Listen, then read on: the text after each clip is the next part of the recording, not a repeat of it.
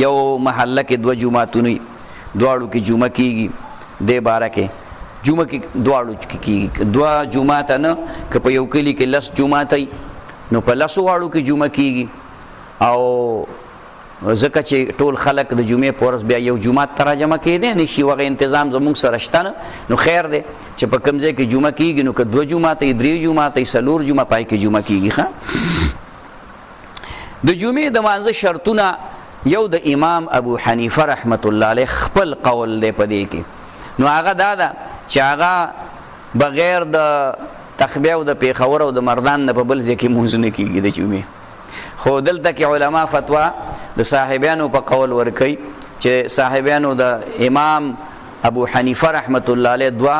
ډېر قریبي شاګردان دي نو د هغې په قول فتوا ورکوي چې په یو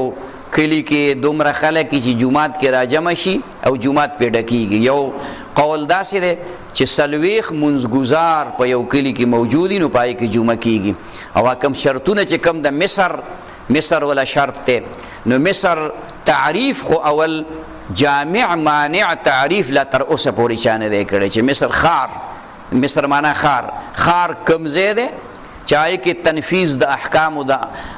احکامو نفاذ پکې کیږي نو هغه مثلا داسې ځای به وي چې هلته په دې زمانه کې ډي سي موجود وي مجسټریټ موجود وي خیال کې مراله نو هغه بیا ګوره زموږ په دې ځایونو کې منځونه نه کیږي دا زموږ د صاحبانو په قول باندې کوو ښه